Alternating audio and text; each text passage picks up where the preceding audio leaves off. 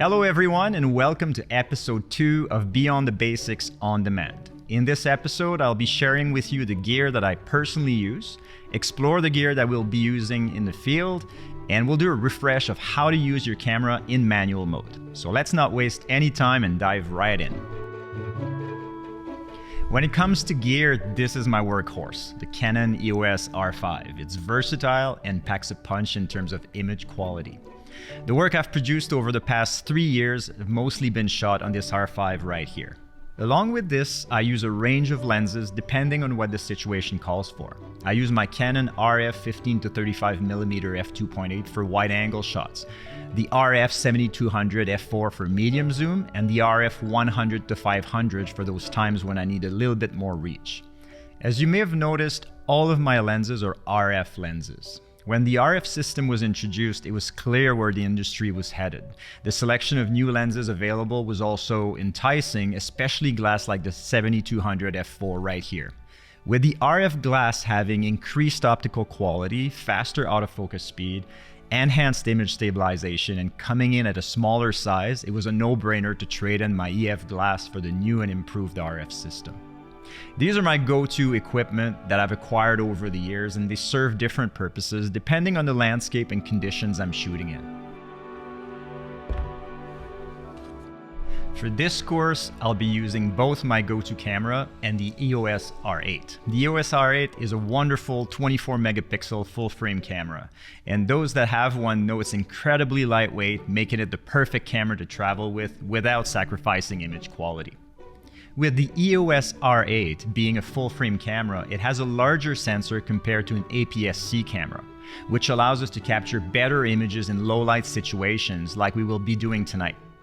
We will take full advantage of a wide-angle lens without having a crop. Having a camera that takes incredible images is one part of the equation. Truth is, the camera is only as good as your ability to use it effectively. So my suggestion is to familiarize yourself with your camera. I'd say spend at least an hour or two with your camera manual. It sounds tedious, but it pays off massively when you're out in the field. I'm most known for my low-light work in astrophotography. For the most part, I always bring along with me a tripod. Having a tripod is near essential to capture ultra-sharp images in low-light conditions. Unless you can hold absolutely still for an extended period of time, get a tripod. There are many tripod options out there in the market. Just go with one that will keep your camera sturdy in windy conditions and has adequate height. We'll also bring along some artificial lighting to potentially play with, adding another layer of depth to our image. We'll talk about that in the next episode. Now that we've talked about the gear that we'll be bringing with us, let's go over the 3 components that make up the exposure of an image, also known as the exposure triangle. Let's do a quick refresh, as understanding shutter speed, aperture, and ISO will empower you to master manual mode. Let's start with shutter speed. Look at these 2 photos. The first one shows water flowing smoothly, almost like a painting, while the second freezes the water droplets in midair. Both were achieved by manipulating shutter speed.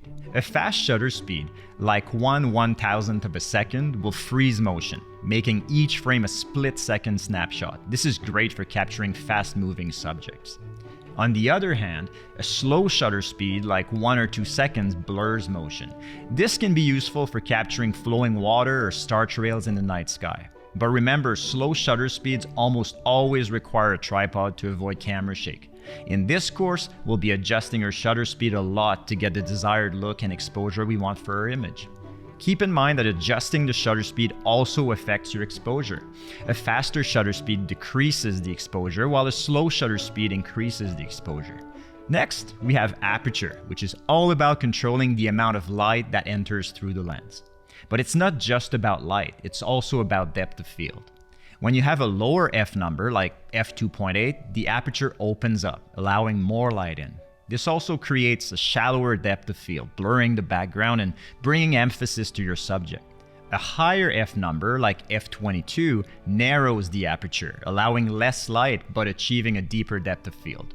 This is your go-to for landscapes when you want everything from the foreground to the background to be in focus.